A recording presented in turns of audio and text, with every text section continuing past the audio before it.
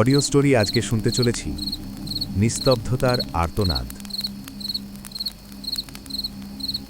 কে কে ওখানে রাত 12টায়? নমস্কার। অন্ধকার ঘনিয়ে এসেছে, চারপাশ নিস্তব্ধ। ঠিক এমন সময়েই আমাদের অবচেতন মনের ভয়গুলো জেগে ওঠে। আজ আমি আপনাদের শোনাব বীরভূমের সেই অভিশপ্ত ডাকবাংলোর কাহিনী, যা দীর্ঘ ১০০ বছর ধরে মানুষের কণ্ঠস্বর কেড়ে নিচ্ছে। গল্পটি শোনার আগে হেডফোন লাগিয়ে নিন এবং চারদিকের আলো নিভিয়ে দিন। আজকের বিশেষ নিবেদন, নিস্তব্ধতার আর্তনাদ। অনির্বাণ একজন ফ্রিল্যান্স ইনভেস্টিগেটিভ জার্নালিস্ট। তার নেশাই হল এমন সব জায়গায় যাওয়া যেখানে সাধারণ মানুষ যাওয়ার সাহস পায় না। বীরভূমের মল্লারপুরের কাছে এক নির্জন জঙ্গলে অবস্থিত এই ব্রিটিশ আমলের ডাকবাংলোটি নিয়ে তার আগ্রহ দীর্ঘদিনের। স্টেশনে যখন সে নামল তখন ঘড়িতে বিকেল ৫টা। স্টেশনের প্ল্যাটফর্মটা একদম ফাঁকা। শুধু এক কোণে একটা কুকুর একটানা ডেকে যাচ্ছিল। অনির্বাণ এক বৃদ্ধ রিকশাচালককে জিজ্ঞেস করল বাংলোর কথা। বৃদ্ধটি তার কথা শুনে থমকে গেল।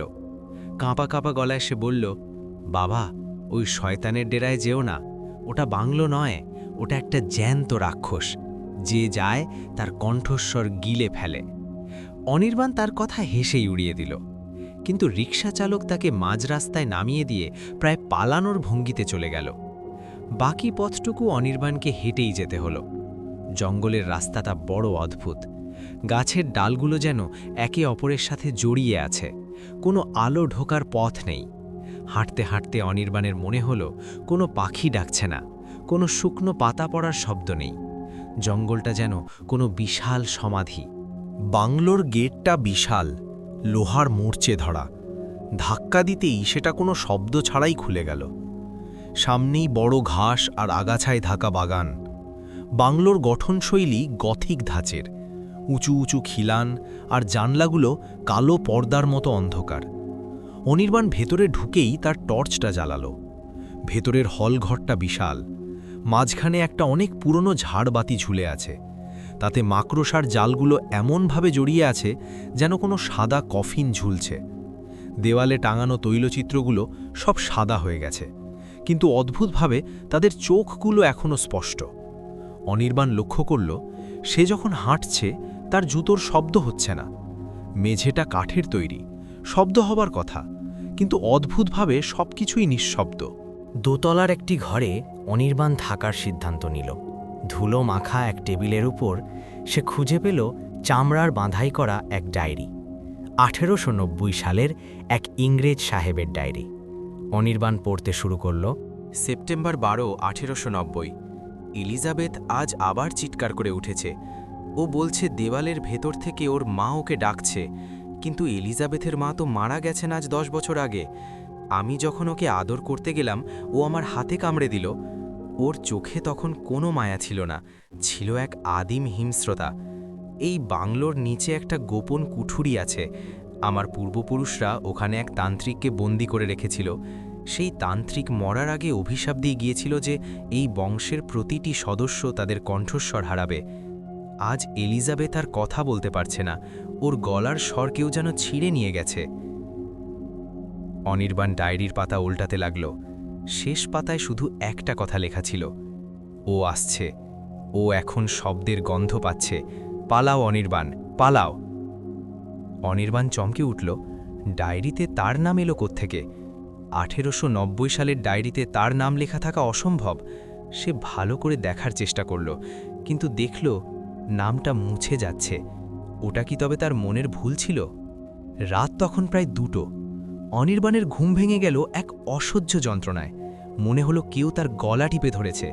সে হাত পা ছড়ার চেষ্টা করল, কিন্তু তার শরীর পাথরের মতো শক্ত হয়ে গেছে। জানলা দিয়ে চাঁদের আলো ঢুকছে, আর সেই আলো এসে দেখল ঘরের কোণে একটা ছায়া ধীরে ধীরে তার দিকে এগিয়ে আসছে। ছায়াটা লম্বা, হাতগুলো অস্বাভাবিক সরু। তার মুখটা যখন আলোর নিচে এলো, অনির্বাণ দেখল সেটা এলিজাবেথের কঙ্কালসার মুখ, কিন্তু তার ঠোঁট দুটো সেলাই করা।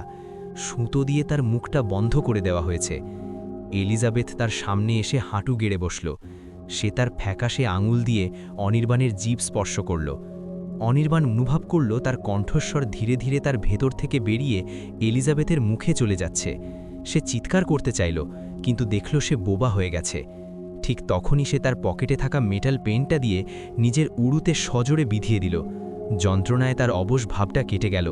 সে দেখল টেবিলের ওপর রাখা সেই ডায়েরিটা। সে একটানে ডায়েরিটা এলিজাবেথের দিকে ছুঁড়ে মারল আর সাথে থাকা লাইটার দিয়ে ঘরে আগুন ধরিয়ে দিল। নীল আগুনের শিখায় এলিজাবেথ আর্তনাদ করে উঠল। সেই চিৎকার কোনো মানুষের ছিল না, মনে হলো যেন হাজার হাজার কাঁচ একসাথে ভাঙছে। বাংলোর দেওয়ালগুলো থরথর করে কাঁপতে শুরু করল। অনির্বাণ টলতে টলতে নিচে নেমে এলো এবং গেট দিয়ে বাইরে বেরিয়ে এলো। ভোর হলো।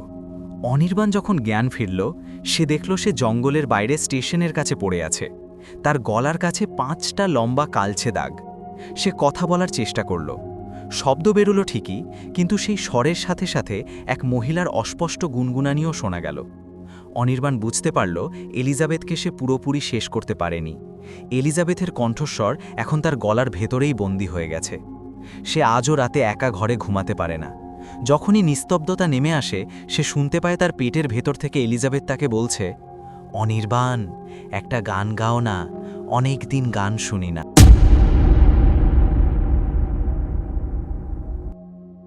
বন্ধুরা, বীরভূমের সেই বোবা কুঠি আজও দাঁড়িয়ে আছে। আজও অনেকে সেখানে যায় রহস্যের সন্ধানে, কিন্তু অনির্বাণের মতো ভাগ্য নিয়ে কজন ফিরতে পারে কে জানে। আজকের এই গল্পটি আপনাদের কেমন লাগলো? নিস্তব্ধতার এই গভীর অন্ধকার কি আপনাদের স্পর্শ করেছে? যদি গল্পটি ভালো লেগে থাকে তবে এই ভিডিওতে একটি লাইক দিন। আপনার কোনো ভৌতিক অভিজ্ঞতা থাকলে কমেন্টে আমাদের জানান। আর হ্যাঁ, এই ধরনের দীর্ঘ এবং হাড়হীন করা গল্প আরও শুনতে আমাদের চ্যানেলটি এক্ষুনি সাবস্ক্রাইব করে বেল বাটনটি টিপে দিন। বন্ধুদের সাথে গল্পটি শেয়ার করুন যাতে তারাও এই রোমাঞ্চ উপভোগ করতে পারে। আজ তবে এই পর্যন্তই। দেখা হবে পরবর্তী অন্ধকার রাতে নতুন কোনো রহস্যের সাথে। ততক্ষণ সাবধানে থাকবেন আর মনে রাখবেন, নিস্তব্ধতারও একটা ভয়ঙ্কর রূপ আছে। ধন্যবাদ।